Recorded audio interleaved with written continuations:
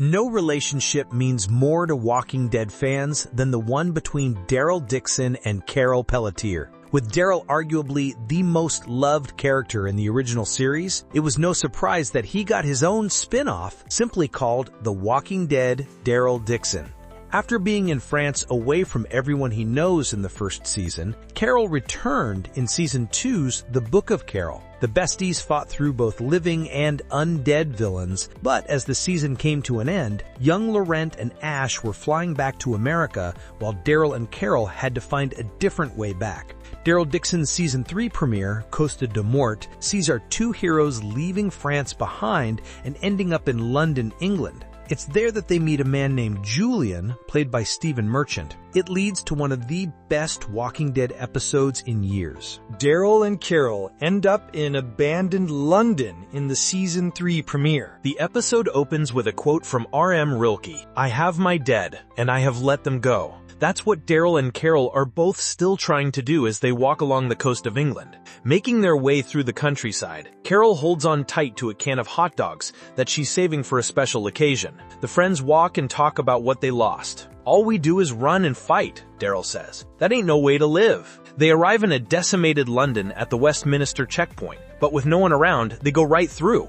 There are the snarls of a few walkers here and there, but it's nothing worrisome until a swarm of them emerges. Daryl and Carol fight back and flee to an old apartment building, where they manage to seal themselves inside. Working their way up several flights of stairs, they enter a posh apartment, where the previous owner hangs reanimated from a chandelier. Rummaging for supplies is interrupted by a smaller group of walkers, which are easily killed. Carol and Daryl go outside on the apartment balcony, where hundreds of walkers now line the streets. They won't be going anywhere anytime soon. 2 days later, they're still there and surrounded, using binoculars to search the street. Not able to stay much longer, they decide to make a run for it at dawn. Carol considers eating the can of hot dogs, seeing as how it could be their last meal. But before she can open them, a light shines through the room from outside. Is someone signaling them? Daryl signals back with a piece of glass just in case another living human is out there. Daryl and Carol head for home on Julian's boat. They are awoken in the night by the sound of footsteps and banging on the roof. When the noise moves to the balcony, they throw open the door, ready to kill,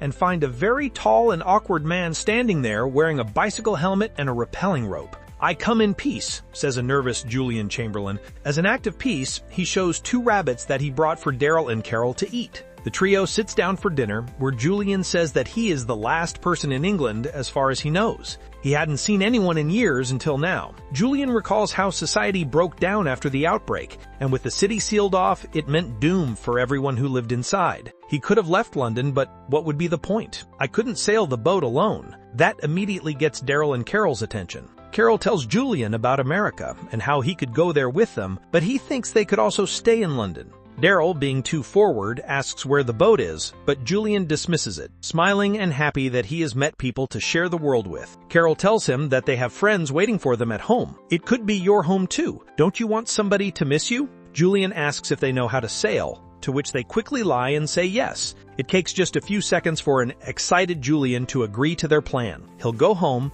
get his supplies, and come back in the morning. The next day, Julian sets off the bells at Big Ben, drawing the walkers away from the apartment building before he shows up with food and supplies. He quickly figures out that Daryl and Carol aren't sailors, which really sucks because he's not much of one either. Julian always wanted to be, but he flunked out at the Royal Naval College. "One wrong decision, I get you killed." He seems like a good man, but Julian has no self-confidence. He's ready to forget about the boat, so Daryl talks him up.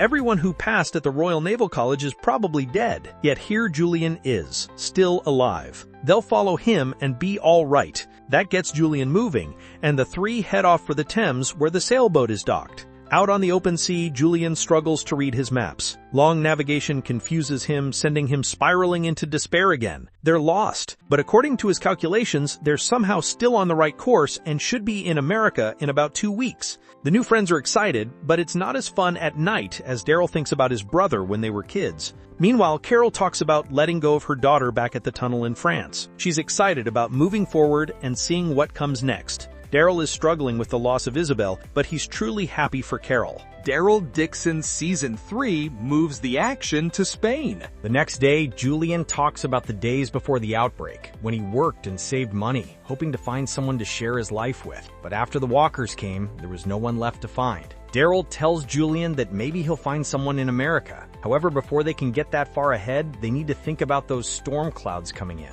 The group struggles to take in the sails as the wind and rain batter them later that night, leading to Julian getting knocked down and severely concussed. With their captain out of commission, Daryl and Carol do their best. Thinking this might be the end, Carol says, "I'm glad I found you." Daryl won't hear that, because they're going home. Unfortunately, that won't be anytime soon, as the next morning reveals that the sailboat has crashed onto a beach. Both Daryl and Carol have been thrown onto the sand and knocked unconscious, but they find each other when they come to. Carol is worse for wear, busted open and confused. Meanwhile, Julian is nowhere in sight. Carol finds him standing on the beach and looking out at the water. When the man turns around, Julian is gone, and only a walker remains. A weakened Carol struggles to fight when he attacks, but Daryl arrives in time to kill him. Out of respect, they then give his body to the water. That night, Daryl discovers that Carol has a piece of metal in her back that needs to come out now because she's burning up with a fever. After cutting out the obstruction,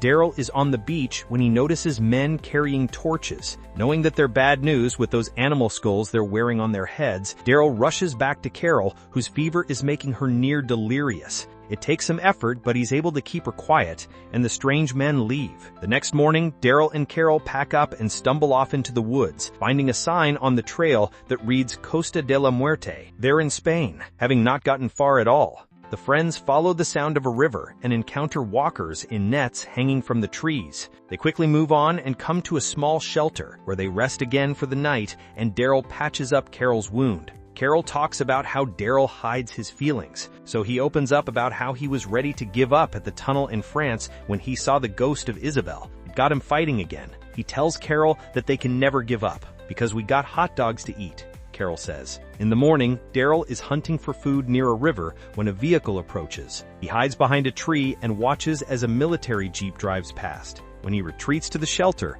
Carol is gone, and Daryl can't find her anywhere.